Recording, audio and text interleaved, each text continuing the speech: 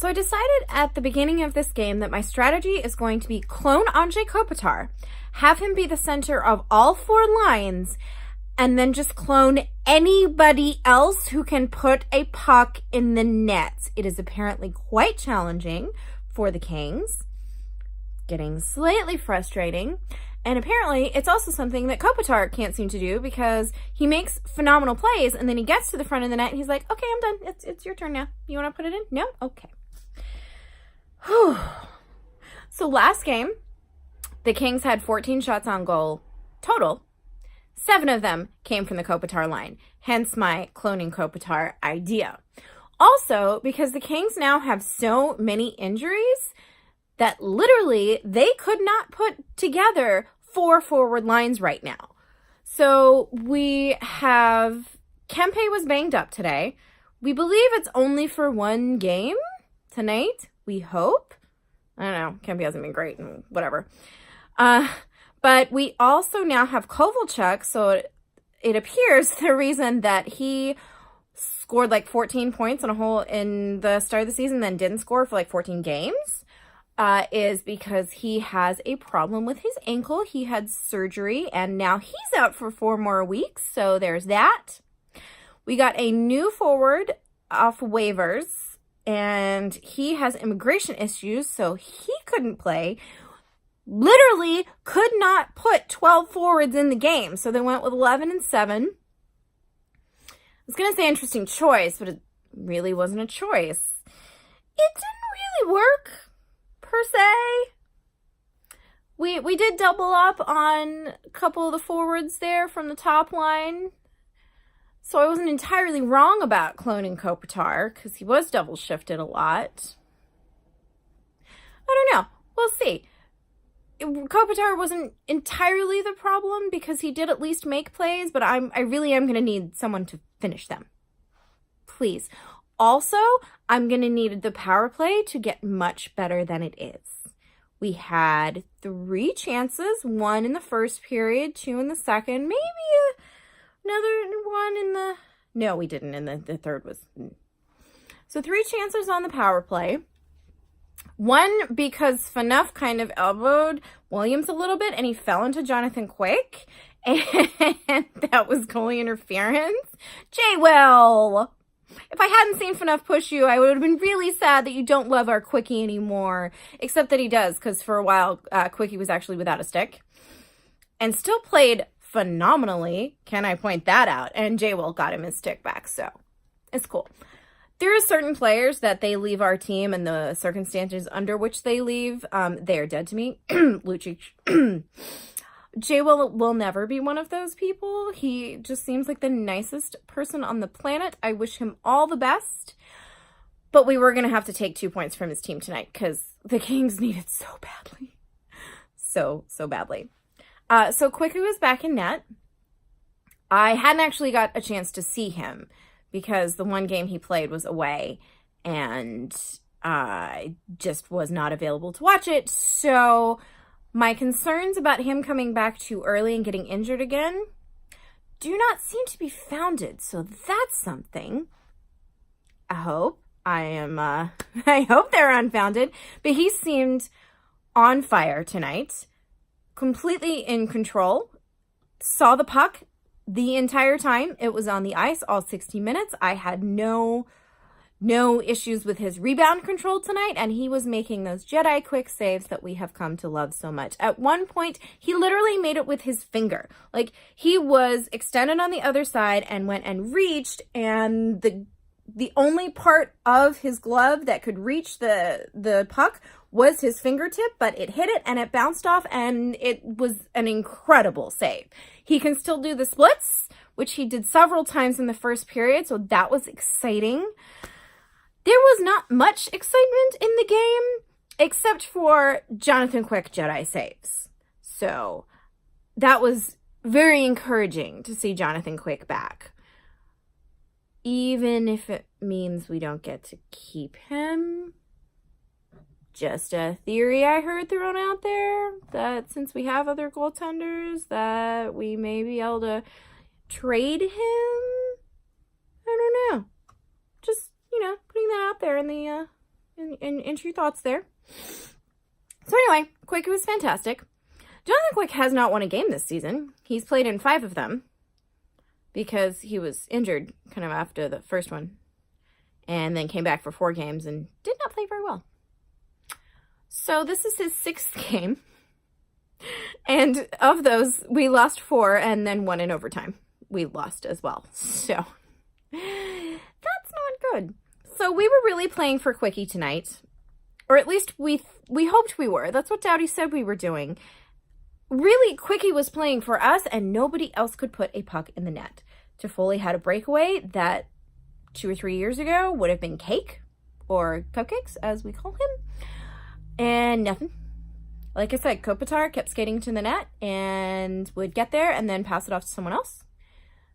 I mean, I love that he wants other players to get in it, but if you've done all that work and it's incredible, beautiful stick work and skating are literally circles around people at some point. I mean, it's just incredible to watch, but he needs to finish. We really needed a goal. We made their goaltender look so good. So good. So yeah, we had a power play and then we did some stuff and then we got a penalty kill and I just prayed to Jesus that we could kill it because wow, has our penalty kill sucked lately. Some context, 85% last season, absolute top of the league. That was us. And we are now barely above 70%, which has not happened in like 14 years. So there's that. I think we were 19 for 32 or something in a recent stretch, or like we'd given up 19 goals in 32 power plays recently. It's 3rd worst in the league. So that's, depressing to fall quite as far as we did. I mean, obviously we've fallen in the standings, but we were never going to be at the top of the standings ever, which never really mattered. But to go from top of the penalty kill to 3rd worst is really not good. So yeah, not a lot happened in the first, and not a whole lot happened in the second either. Yeah, it was really kind of boring. Jonathan Quick did a lot of stuff, and the Kings didn't really do anything. And then we got to the 3rd period, and it was kind of more of that. I will say, though, 14 shots in the last game total. We had 14 shots by the 90-second mark of the 2nd period. So, baby steps. We're at least trying. So that's something. I saw Amadio have a nice shot there. Tyler Toffoli had many nice attempts. Kopitar, Dustin Brown. I love Dustin Brown. He just needs to sit at that net and do all the things. And he came very, very close many times. But nothing was really going anywhere. Then came maybe 9 minutes left in the 9 or 10 minutes left in the 3rd period. So just enough time to get us in trouble. And there's a tripping penalty. And that's, not great again, given our current statistics with the penalty kill. And then 29 seconds into that, Toffoli gets another tripping penalty. So we have 1 minute and 31 seconds of 5-on-3 hockey, which, given how the game was going, was not going to go well for us.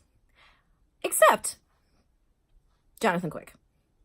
Honestly, the end of the 1st period, for the last 30 seconds standing on his head, the only reason that they didn't have a goal.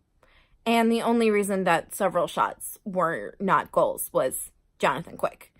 And so this 5-on-3 power play is doing everything short of actually standing on his head or using the force to keep the puck out of the nets. He did everything else in it, and it somehow managed to stay out. I don't know how. I really don't, except to say that Jonathan Quick is just a phenomenal goaltender. And that was an absolute clinic that he was putting on. And that seemed to be the turning point, at least for the fans. They really started getting into it at that moment when we managed to kill off 1 minute and 31 seconds of 5-on-3. Then Cliffy comes out of the box, and it's still, we managed to get it down the other end a couple of times, a couple of really good clears, but mostly just Jonathan Quick being an absolute beast on the ice. He more than earned his shutout. It is his 50th shutout, which is the most among American-born goaltenders, and his first win of the season. But in order to get to that point, the Kings were going to have to actually, score a goal. I was about willing to sell my soul for a goal. I very jokingly did sell it to someone on Twitter who agreed that they would give it back to me upon completion of the game. So, still in possession of my soul. And the Kings were actually in possession of a goal with about 2 minutes left in the third period, which is usually the time if someone else scores on us. I'm just like, oh my God, everything is awful. Horrible timing. But when we did it, totally works. Whew. Oh my gosh. So, ironically enough, this goal came from 2 defensemen. Dustin Brown started the play because he's Dustin Brown, and we all know how much I love him. And so he gets it to Muzzin. Muzzin is not net front, but like net front-ish. So he's there, and Martinez gets the redirection of the shot. Like, it comes here, and then he redirects it right into the back of the net. Jazz hands! I've also heard rumors that we might be trading Jazz hands. So, dear LA Kings, don't ever trade my Martinez. No. Unacceptable. I love him way too much, and he is too good, which is actually probably why they need to trade him. But anyway, Martinez did a really good thing. So exciting. Yay! And with 2 minutes left, that is just the amount of time that you really want to get up and celebrate. And it's also the time where you're not just playing to protect a lead, you're playing for your goaltender. You're playing for the shutout there. So they pulled their goalie, obviously, a very smart move. They called their time out. They had a lot of good strategy.